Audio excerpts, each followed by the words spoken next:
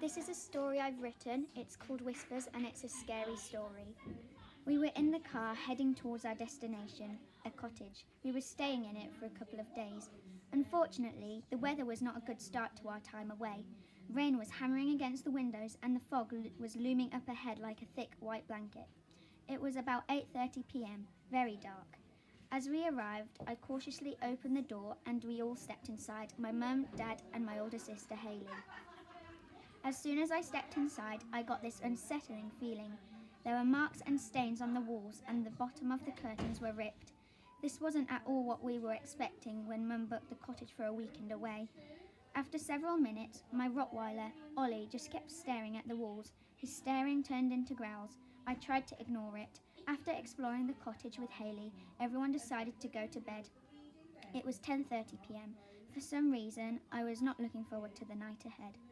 I awoke needing to go to the bathroom, trying as hard as I could not to wake up my sister. I quietly got out of bed and walked to the bathroom.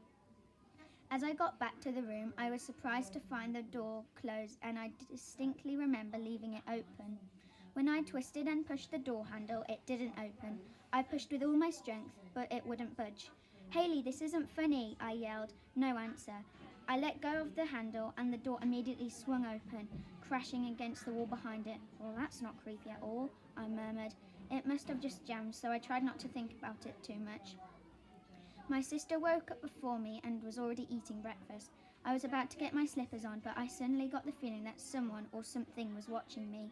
I heard this faint sound coming from everywhere around me. It sounded like it was coming from the walls. I pressed my ear against one of the walls and heard someone talking, whispering, "You'll regret coming here. This is my house. Leave now." I ran into the kitchen, terrified of what I had heard. Had I really heard the whispering, or was it my mind just playing tricks on me? I didn't tell anyone about the voices or what happened with the door last night. As the day carried on, I could hear muffled voices in my head. It was as if my brain was telling me I was in danger.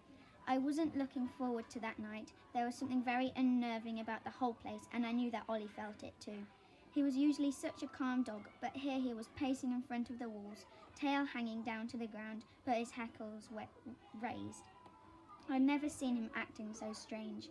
Bedtime came around far too quickly, but despite my feelings of uneasiness, I soon just drifted off, reassured by Hayley sleeping in the bed next to mine. I checked the clock when I awoke, but was dismayed to find it was only 2:33 a.m. Why do I keep waking up in the middle of the night?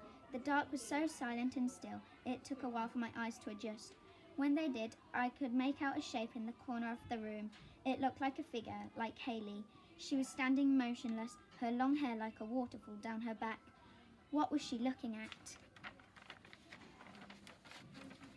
I called out to her, but she didn't move, just stood there like a statue in the corner with her back to the room.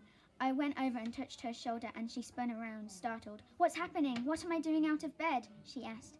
Then I heard it. We both heard it, the whispering. "Leave this place. You're not welcome here." The music box on the fireplace suddenly started playing, the tiny little ballerina twirling in the music. As I looked at Hayley, the colour drained from her face and my heart was pounding in my chest. The walls seemed to be knocking and it was beating louder and louder. Crashes came from the kitchen and the whispering turned to shouting in a deep, demonic voice. "Get out! You'll wish you weren't here." The sound was spine-chilling. Without any warning, the windows flung open and the curtains billowed in the wind. Lights started flickering, the banging became louder and the knocking surrounded us. I was staring at one certain wall, but no matter how I tried, I couldn't turn away. My eyes started to feel droopy, and the last thing I remembered was my head falling onto my pillow. I woke up, confused and terrified.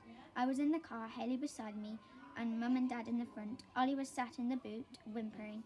"We've got to get out of here," Dad said as he slammed his foot on the accelerator and the car screeched off down the long driveway. Looking out of the black window, the cottage was still in sight. The upstairs windows seemed to be glowing orange with rage. I teared my eyes away, and when I looked back, it was in complete darkness. As we finally reached the road, another car was turning into the driveway, heading up towards the cottage. We had to warn them. Hayley and I banged on the windows with all our might, yelling at them not to go there. They couldn't hear us and just waved back at us, smiling, clearly excited for their holiday. Little did they know of the evil that awaited them.